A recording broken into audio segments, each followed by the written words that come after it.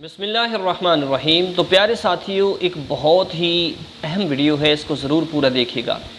عموماً اس دور کے اندر بہت سارے لوگ ہیں کہ جس نے ماہ رمضان کی سب سے پہلے مبارک دی، اس پر جہنم کی آگ حرام ہے، یعنی کہ بہت سارے غلط شکوک و شبہات پائے جاتے ہیں۔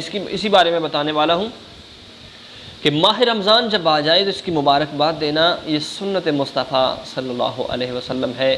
حضور صلی اللہ علیہ وسلم اپنے صحابہ کو مبارک دیا کرتے تھے، اور صحابہ بھی اپنے تمام ساتھیوں سے، چاہنے والوں سے یہ شیئر کیا کرتے تھے کہ ماہ رمضان آ گیا ہے۔ تو ماہ رمضان کے بارے میں ایک غلط یہ میسج دیا جاتا ہے کہ ماہ رمضان کی جس نے سب سے پہلے مبارکباد دی، اس پر جہنم کی آگ حرام کر دی جائے گی، اس کو اتنی نیکیاں ملیں گی، یہ ملے گا، وہ ملے گا۔ پیارے ساتھیوں، یاد رکھیے، یہ ایک سنت عمل ہے، سنت کا اجر بھی بہت زیادہ ہے، لیکن اس کو غلط جانب نہ لے کر جائیے۔ تو پیارے ساتھیوں، ضرور ایسی باتوں سے پرہیز کیا کریں کہ اللہ رب العزت ہم سب کو محفوظ فرمائے، ہم سب پر اپنا کرم فرمائے۔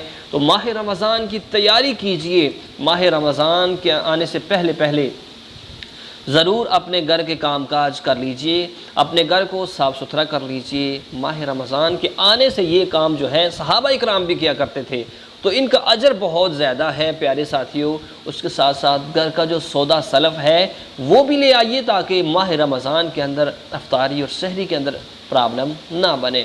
سحری کے اندر اللہ رب العزت نے برکات رکھی ہوئی ہے، افطاری کے اندر بھی برکات رکھی ہوئی ہے، بہت ساری برکات ہیں کہ جن کا احاطہ نہیں کیا جا سکتا ہے۔ تو اللہ رب العزت ہم سب کو ماہ رمضان کا پورا ادب احترام کرنے کی توفیق نصیب فرمائے، اس کی برکتوں کو لوٹنے کی توفیق نصیب فرمائے، اس ماہ مقدس کا ادب کر کے، احترام کر کے ہمیں جہنم سے خلاصی عطا فرمائے۔ آمین ثم آمین۔